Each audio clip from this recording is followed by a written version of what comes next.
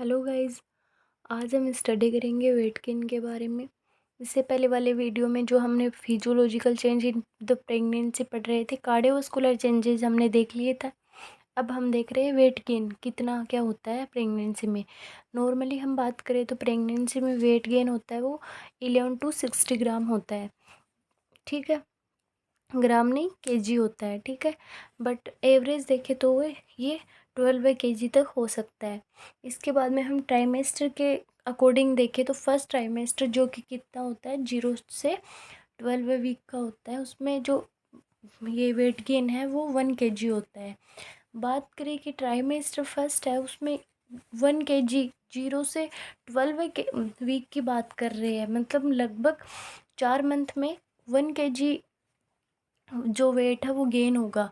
बहुत कम weight gain है, but ये इसलिए होता है क्योंकि फर्स्ट ट्राइमेस्टर में क्या होता है, मॉर्निंग सिकनेस होती है, मतलब वोमिटिंग होती है, तो उसको खाने का इतना मन नहीं करता। एंड इसमें वोमिटिंग के कारण क्या होता है 1 kg गेन कर पाती है वो। ठीक है, इसके आगे हम देखें तो सेकेंड ट्राइमेस्टर जो कि 13 वीक से 28 वीक तक होता है, एंड इसमें 5 kg जो वेट है वो गेन होता है। एंड थर्ड ट्राइमेस्टर की बात करें तो 29 से लेके 40 वीक तक ये जो है ट्राइमेस्टर वो होता है, एंड इसमें 5 kg वेट गेन होता है। वेट डिस्ट्रीब्यूशन की बात करें तो अपन ने देखा था कि जो फीटस होता है वो नॉर्मली कितना होता है 2.5 से लेके 2.9 तक का होता है, तो 3 kg अपन मान सकते हैं।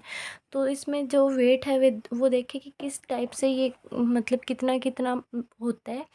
तो जो वेट है वो 3 kg तो फीटस का हो गया। प्लेसेंटा का अपन ने पढ़ा था 500 ग्राम होता है। फैट एंड जो प्रोटीन डिपोजिशन है वो 3 से 4 kg है, वो अपना कंट्रीब्यूट करते हैं।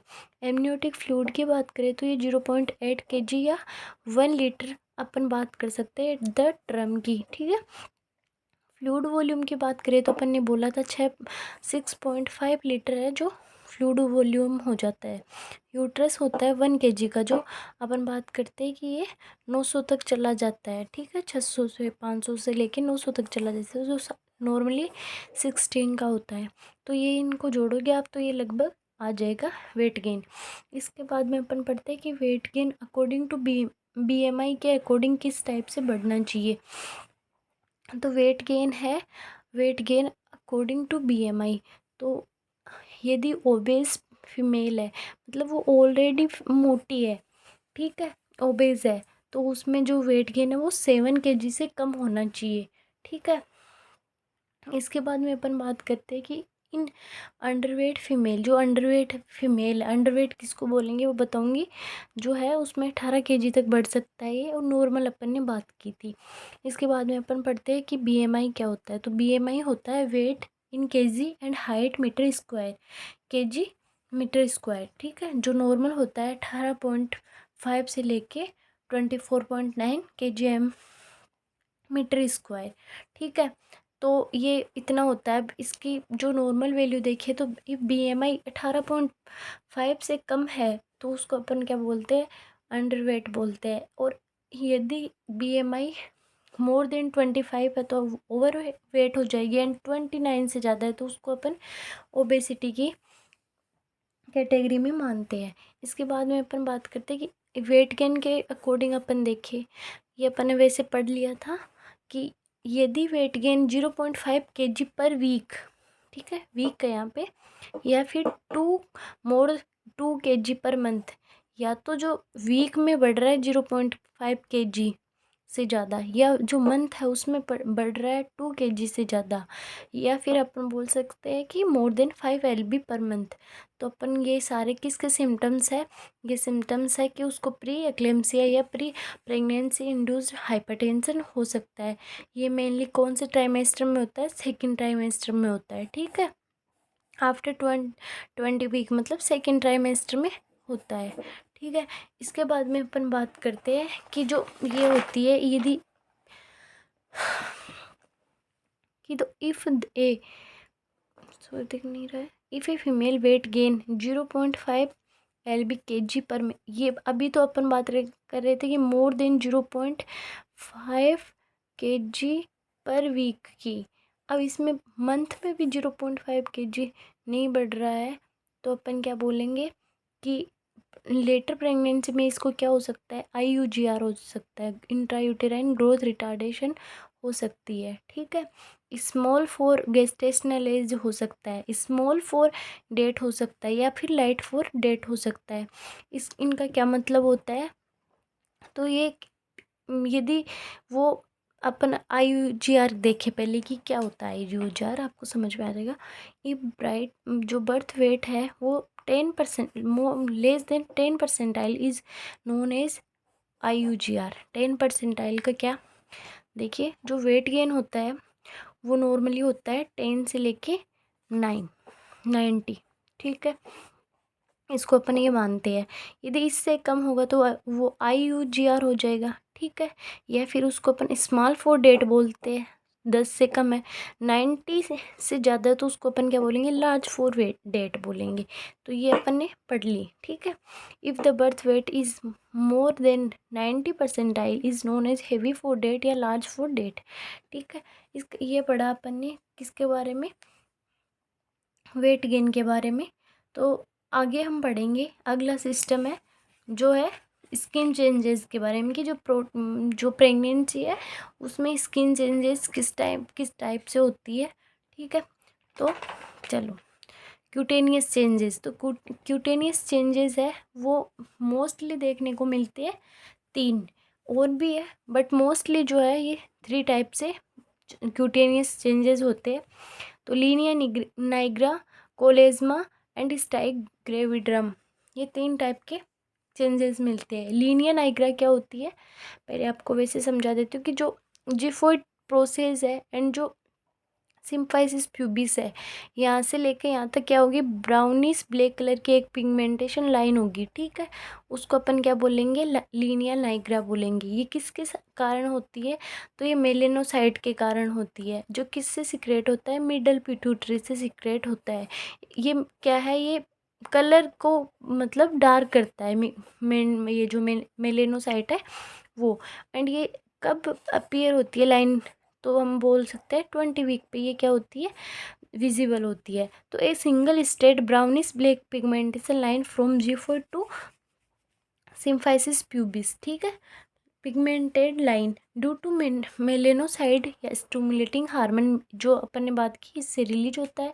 एंड ये क्या है, अपीयर होता है एट 20 वीक पे। आगे हम बात करते हैं कोलेज्मा की, नहीं सॉरी स्टाइक ग्रेविड्रम की बात करते हैं अपन। इसमें क्या होगा, इसमें स्मॉल पिंक पिंक क्या होगी, कलर के स्ट्रेच मार्क होंगे। कहाँ पे होंगे, तो बिलो द अम्बलाइकस। ठीक है, और अब्डोमेन पे होंगे लेकिन बिलो द अम्बलाइकस होंगे। ये किसके कारण होंगे, अपन बात करें तो ये होंगे जो स्टीरॉयड मेलेनोकोर्टिकोइड्स है या एल्डोस्टेरोन्स है उनके कारण होंगी। वो आप रहने दो। अब इतना याद रखना कि जो स्मॉल पिंक कलर लाइन होती है फाउंड और जो अपन देखते हैं कि जो ऐसे कलर के ऐसे मतलब जो इस क्या होता है, जो यूट्रस है वो स्ट्रेच होता है, स्ट्रेच होके वो उसके कारण क्या होता है, ब्लड वेसल्स वहाँ की क्या होती है, मोर स्ट्रेच होती है। तो वहाँ पे पिगमेंटेड लाइट पिंक कलर के ना छोटे छोटे स्ट्रेच में बन जाते हैं अम्बलाइकस के नीचे, लेकिन अब्डोमिनल के ऊपर। उसको बोलते हैं स्टाइक ग्रेविड्रम। तो small pink colour line found on abdomen is due to stretching of abdomen skin by gravid uterus के, क्योंकि वो स्ट्रेच होता है। ठीक है, छोटे छोटे ऐसे लाइनें होती है। इसके बाद में बाद में हम देखते हैं this line also appear in obese person and heavy weight lifter. जो अपन ज़्यादा जो ओबेस पर्सन होंगे उनकी भी जो स्किन है वो स्ट्रेच होगी तो क्या होगा, स्टाई बन जाएंगे। ठीक है, और आफ्टर डिलीवरी ये स्टाई ग्रेविड्रम है, ये आफ्टर डिलीवरी क्या होते हैं, जो पिंक होते हैं वो आफ्टर डिलीवरी क्या हो जाते हैं, वाइट कलर में चेंज हो जाते हैं, जिसको अपन क्या बोलते हैं, स्टाई एल्बिकेंस बोला जाता है। ठीक है, ये भी अपीयर किस टाइम होंगे, 20 वीक के ऊपर ही ये अपीयर हो जाएंगे। ठीक है, इसके आगे आगे अपन देखते हैं कि it also appear 22 week of gestational age after delivery this pink colour line change into white line में। ठीक है, स्टाई एल्बिगेंस बोला जाता है। कोलोज्मा की बात करते हैं अपन, कोएल्ज्मा की। तो इसमें इसको क्या बोला जाता है, प्रेगनेंसी मास्क या बटरफ्लाई साइन बोला जाता है।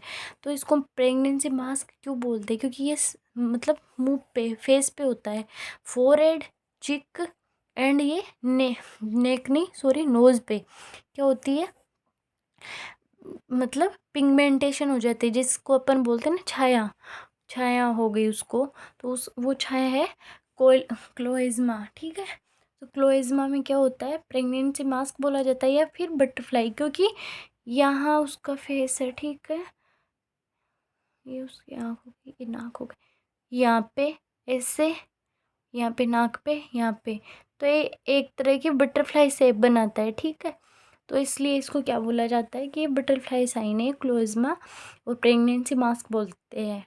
Dark pigmentation just over the nose, forehead and cheeks, ये अपीयर होता है 24 डेज पे। ये इनके ये याद रखना, एंड इनके जो अदर नेम है वो, इसका ही अदर नेम तो, एंड इसमें ये पूछा जाता है black brownish colour, pink colour या फिर डार्क पिगमेंटेशन, ये कहाँ पे होता है, वो कहाँ पे, ये सारी चीज़ें आपको याद रखनी पड़ेगी। इसका मैनेजमेंट देखें तो एजेलिक एसिड या लोशन या फिर कोकोनट ऑयल, और ये भी किसके कारण होता है, तो ये एमएसएस हार्मोन है, जो मेलेनोट्रोफिक मेलेनोसाइट स्टिमुलेटिंग हार्मोन, उनके कारण ही होता है। अदर क्यूटेनियस चेंजेस देखें तो वस्कुलर स्पाइडर, या फिर इसको क्या इस वस्कुलर स्पाइडर नेवी या स्पाइडर नेवी या टेलेंजेक्टिस स्पाइडर एंजियोमा बोला जाता है। इसमें क्या होता है पता है, इसमें जो ये नेक, फेस एंड थाई, दिख नहीं रहा है क्या, जो ये वस्कुलर स्पाइडर है ना, इसमें क्या होता है, फेस, नेक एंड थाई है, वहाँ पे क्या होता है, स्पाइडर के जैसे, मकड़ी के जाले के जैसे क्या हो जाते, ब्लड वेसल्स दिखने लग जाती है प्रेगनेंसी में। ठीक है, ये रेयर है, वो मोस्ट कॉमन है। ठीक है, पाल्मर इरिथेमा, इसमें क्या होता है, हेतेली होती है, उस पर क्या दिखते हैं, जो मतलब ये ब्लड वेसल्स है इसके, वो दिखते हैं, तो उसमें क्या बोला जाता है कि ये पाल्मर इरिथेमा है, जैसे ब्लड क्लॉट सा मतलब इकट्ठा हुआ दिखता है। माइल्ड हिस्टोरिक हिरोस्टोम्स किसको बोलते हैं, हेयर ग्रोथ लाइक मेल को, कि जैसे जो लेडीज़ है उसमें हेयर ग्रोथ हो जाती है मेल के लाइक। ठीक है, इसके आगे ये हमने पढ़ लिया क्यूटेनियस चेंजेस। इसके आगे हम पढ़ते हैं रीनल चेंजेस के बारे में। रीनल चेंजेस के बारे में पढ़ने से पहले मैं बता देती हूँ, इसमें क्या होता है, जो जीएफआर है वो क्या हो जाती है, इंक्रीज होती है। ठीक है, प्रेगनेंसी में सब कुछ इंक्रीज ही होता है, बस एक तो बीपी है वो डिक्रीज होती है। ठीक है, एक दो चीज़ और है जो मैं बता दूंगी आपको क्या क्या डिक्रीज होता है। एक होता है रीनल थ्रेशोल्ड फॉर ग्लूकोज, जो इस रीनल चेंजेस में अपन पढ़ेंगे, वो भी क्या होता है, वो भी डिक्रीज होता है। एक दो चीज़ है जो ही मतलब डिक्रीज होती है, और कुछ इस जो ये है इसमें इंक्रीज ही होता है। जीएफआर की बात करें तो जीएफआर 50% इंक्रीज हो जाता है। ग्लोमेरुलस फिल्ट्रेशन रेट, मतलब अब वो फिल्टर ज़्यादा करेगी, किसमें, प्रेगनेंसी में। नॉर्मल जीएफआर की बात करें तो 125 ml पर मिनट होता है। ठीक है, प्रेगनेंसी में ये 185 से 195 ml पर मिनट चला जाता है, जिससे कि हमें पता चलता है ये कितना बढ़ गया है, 50% से इंक्रीज हो गया है। इसलिए ये जीएफआर इंक्रीज हो गई, तभी क्या होता है, मतलब ये फिल्ट्रेट ज़्यादा करेगी अब, तो यूरिनरी जो अर्जेंसी है वो क्या होगी, अब बढ़ जाएगी फर्स्ट एंड थर्ड ट्राइमेस्टर में।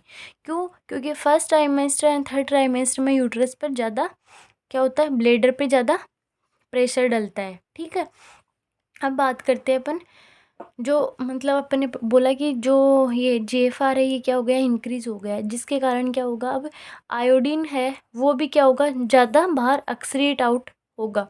तो आयोडीन हमारे लिए बहुत नेसेसरी है, क्योंकि ये मेंटली एंड ये फिजिकली डेवलपमेंट के लिए ज़रूरी होता है।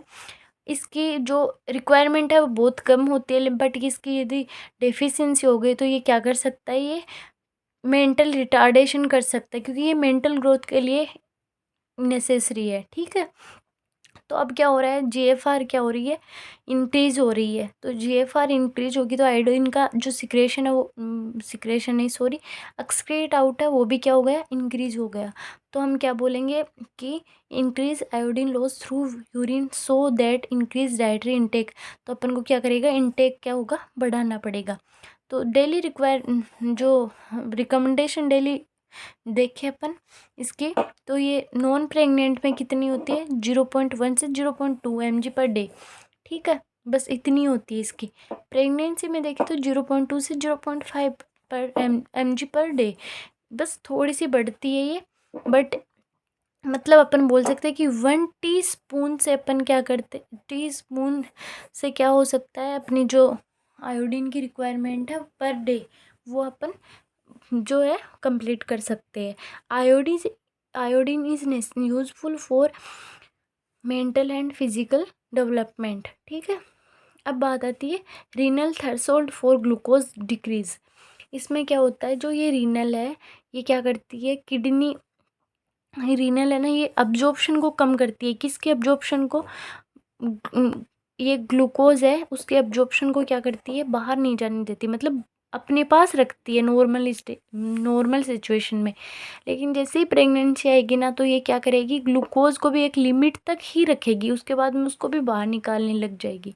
तो अपन क्या बोल सकते हैं कि जो प्रेगनेंसी है उसमें हाइपर यूरेसीमिया होता है। हाइपर यूरेसीमिया नहीं, ग्लाइकोसूरिया होता है, क्योंकि ग्लूकोज है वो यूरिन में देखने को मिलेगा। क्योंकि अब यूरिन को जो रीनल है वो इतना ज़्यादा थर्स्ट होल्ड का मतलब बनाए रखना, अंदर कलेक्ट करना अपने पास अब्जॉर्प्शन के लिए। ठीक है, रीनल ग्लूकोज को ये डिक्रीज हो गया तो ग्लूकोज क्या होगा, एक्सक्रीट आउट हो जाएगा। तो आप देख लो कि जो किडनी है कैन अब्जॉर्ब्स ग्लूकोज। ठीक है, अब्जॉर्ब करती है ग्लूकोज को। नॉर्मल थ्रेशोल्ड देखें तो 180 mg पर DL होता है। ठीक है, और प्रेगनेंसी में ये कम होके कितना हो जाता है, 140। अब इसमें क्या हो रहा है कि इसमें इतना ग्लूकोज तो वो क्या करेगी, बचा के रखेगी जब तक इतना होगा। जिससे ये 150 तक 100 मतलब अपन बात करें 141 तक भी गया ना, तो ये 1 को कहाँ निकालेगा, बाहर निकाल देगा। तो उससे क्या होगा, वो यूरिन में आ जाएगा। ठीक है, उसके लिए अपन कौन सा टेस्ट करते हैं, बेनेडिक्ट टेस्ट करते हैं। ठीक है, तो ये देख लो आप, ग्लूकोज थ्रेशोल्ड नॉर्मल अडल्ट कितना होता है, 180 होता है। ये इन प्रेगनेंसी में ये होता है, ये देख लिया अपन ने। तो इसमें so due to decrease glucose threshold by kidney, तो क्या देखने को मिलता है, ग्लाइकोसूरिया में देखने को मिलता है। ये ऐसे ही मैंने लिखा था समझने के लिए। अब अपन बात करते हैं कि Benedict test should be done for examination of glucose in urine, कि यूरिन के एग्जामिनेशन, यूरिन में ग्लूकोज देखने के लिए अपन एग्जामिनेशन करते हैं, बेनेडिक्ट टेस्ट करते हैं। तो उसमें क्या करते हैं कि 5 ml बेनेडिक्ट सॉल्यूशन ले लेते हैं, उसमें 8 ड्रॉप क्या करते हैं, यूरिन के मिलाते हैं। यदि ब्लू कलर है तो अपन समझ जाएंगे कि इसमें ग्लूकोज नहीं आ रहा, और यदि रेड ऑरेंज कलर है तो अपन समझेंगे कि इसमें शुगर प्रेजेंट है। हमने पढ़ लिया ये रीनल चेंजेस इन जो प्रेगनेंसी में। ठीक है, इसके बाद में अपन बात करते हैं रेस्पिरेटरी चेंजेस के बारे में, कि जो रेस्पिरेटरी चेंजेस क्या हो गए इन प्रेगनेंसी के अंदर। तो O2 कंजप्शन इंक्रीज हो रहा है, अपन को पता है वो फ्लूइड की उसको रिक्वायरमेंट ज़्यादा होगी। तो अपन पढ़ते हैं कि 15 से 30% तक ये O2 ज़्यादा होगी। O2 ज़्यादा है तो CO2 क्या हो जाएगी, कम हो जाएगी। तो अपन बोल सकते हैं कि जो ये प्रेगनेंसी है ये एक टाइप की क्या है, रेस्पिरेटरी एल्कोसिस, क्या है, एल्कोसिस कंडीशन होती है। ठीक है, तो रेस्पिरेटरी रेट में चेंजेस नहीं आते। क्यों नहीं आते, देखो मैं बताऊंगी इसका रीज़न। जो टाइडल वॉल्यूम है, ठीक है, मतलब टाइडल वॉल्यूम तो इंक्रीज हो रही है।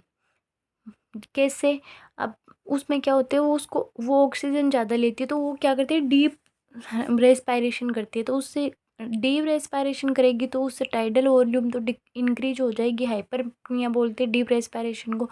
और जो रेट है जो 16 से 20 पर बीट पर मिनट होती है वो इतनी रहेगी।